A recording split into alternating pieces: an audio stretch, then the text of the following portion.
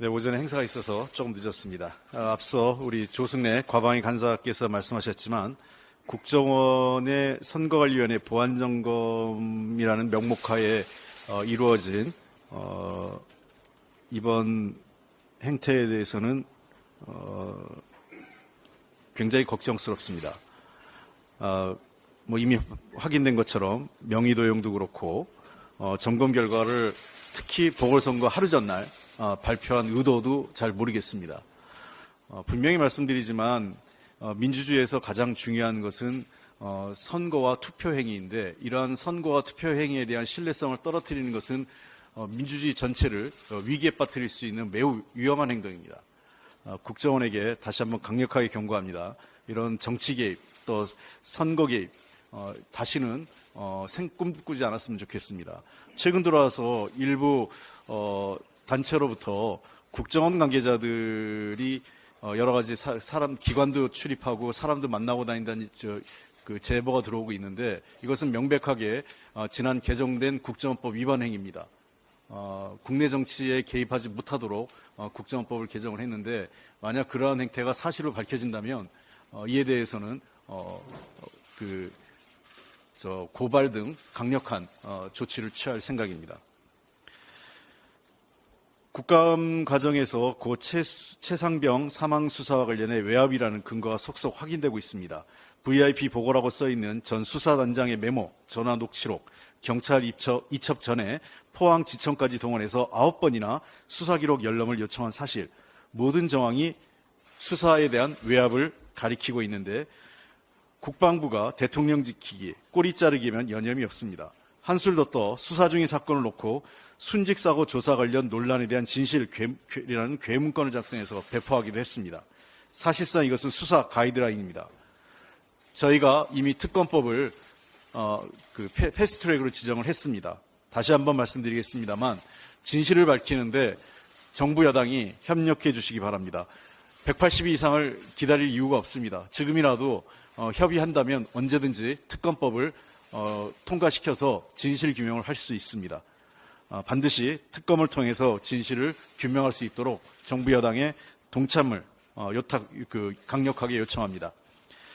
인천 검단 아파트 지하주차장 철근 누락 사태 관련해서 우리 당 이소영, 장철민 의원이 LH의 허술한 관리감독과 문제 해결 방식이 국민의 불안감을 키우고 있다는 점을 강하게 질타했습니다. 민주당은 국민이 안심하실 수 있도록 부실 시공 아파트를 근본적으로 차단할 수 있도록 입법을 통해 해법을 제시하겠습니다.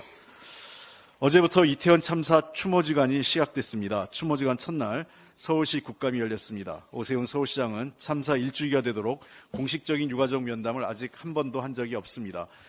유일한 관심사는 분향소 강제 철거했는데 최근 들어와서 다소 서울시가 유연한 짓을 보이고 있는 것에 대해서는 감사하게 생각합니다. 이태원 참사의 진실과 책임자 처벌, 민주당이 끝까지 유가족 생존자분들과 함께하도록 하겠습니다.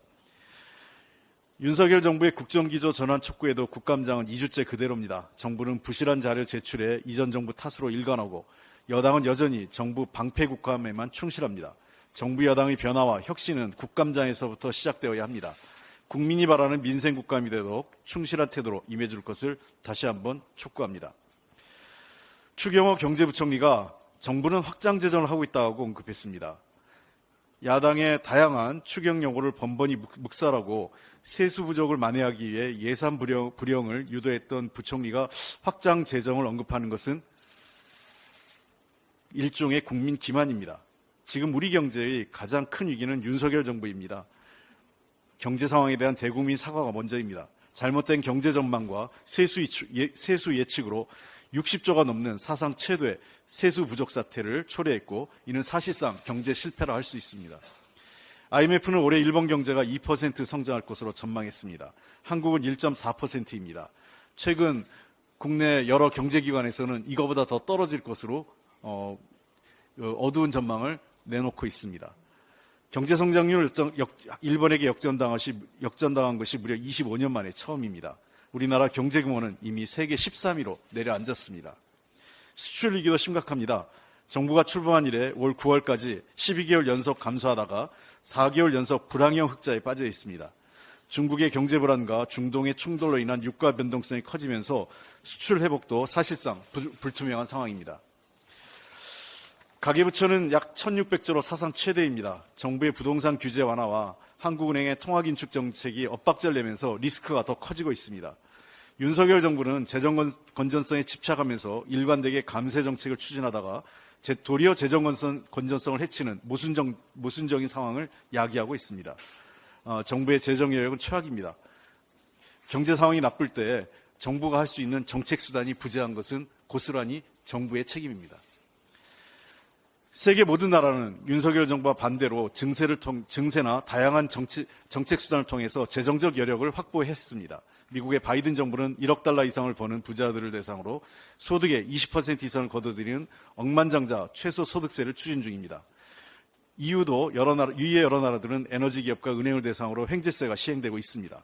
또한 유럽연합과 독일은 각각 7,500억 유로 규모의 차세대 유럽연합 기금과 2,000억 유로 규모의 경제방어 보호기금을 조성해 재정 운영의 신축성을 기하고 있습니다. 주요 선진국 정부가 경제 회복을 위한 재정의 역할을 강조하면서 부자 증세에서도 적극적인 모습입니다. 정부의 감세 기조는 이미 실패했습니다. 윤석열 정부의 경제 실패 책임은 고스란히 지방정부와 국민의 몫입니다. 역대급 세수 부족으로 전국에서는 경제 상황에 대한 우울한 전망이 나오고 있습니다. 대한민국이 가난해지고 있습니다. 국민의 지갑도 비어가고 있습니다. 윤석열 정부의 경제정책에 대한 대전환을 촉구합니다. 전세사기 피해가 끊이지 않고 있습니다. 최근 수원에서 대규모 전세사기가 발생했습니다. 피해 규모 190억 원에 현재 확인된 피해 세대만 600여 세대입니다.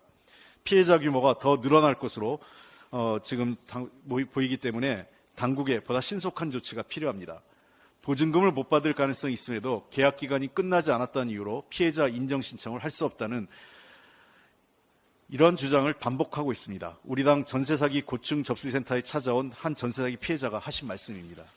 정부의 정책 적용이 참으로 안타깝습니다.